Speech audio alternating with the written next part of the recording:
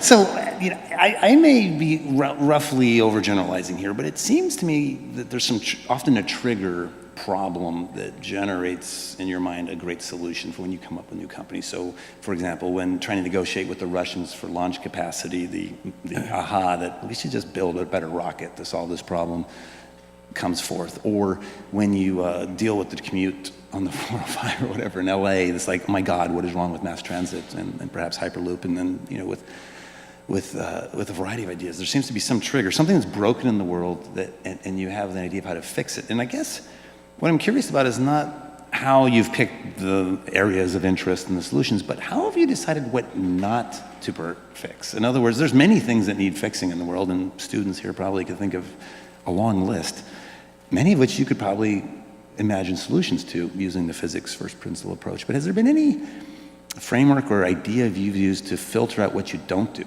what you don't pursue? Yeah, I mean, well, if sort of follow what I did initially was, you go back to like college times, I was working on energy storage technologies for electric vehicles. Mm-hmm. And that's what I was going to pursue at Stanford, actually, was work on like advanced capacitors and batteries to improve the energy density for electric vehicles. And then the internet was kind of happening. It was clear like the internet was happening like back in like 94, 95. And I wasn't sure if what I worked on in the PhD would actually be useful.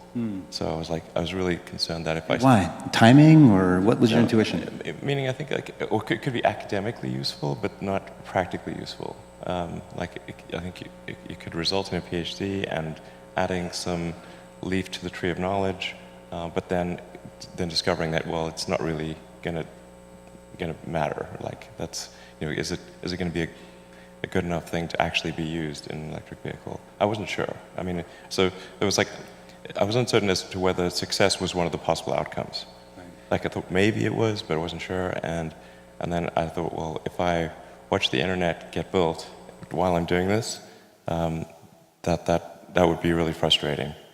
So there's a sense of that eminent timing, that was the time for the internet, and maybe the other stuff could wait or be on the back burner of your mind. Was it always there as like one day I'll get back to that, or was it just like... Yeah, I thought probably I'd get back to it, and did end up doing that. But I thought sort of the internet was happening, like really taking off, although most people weren't aware of it in '95, and so I figured like electric vehicle technology, energy storage technology, there'll be some sort of natural progression in that, and I could come back to it later. But the internet, was really, that was the moment to really do something. Although in '95 it wasn't obvious that you could actually make any money on the internet. This was like nobody, until Netscape went public, I think at the end of '95, nobody even thought there was like, you could make a valuable company on the internet. It wasn't as obvious as it seems now. Yeah, like now it seems really obvious, but back then it was not at all. So it was really from the perspective of, it wasn't like, oh, I want to make a bunch of money. It was actually it's like, oh, I want to just be a part of building this thing that I thought was like a nervous system. It was like, previously people had communicated effectively by osmosis.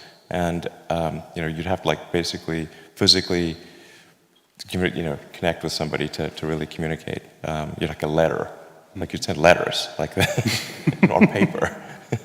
And with the internet, anyone who had a connection anywhere in the world would have access to all the world's information, just like sort of a nervous system so humanity was effectively becoming a superorganism, and qualitatively different than what it had been before.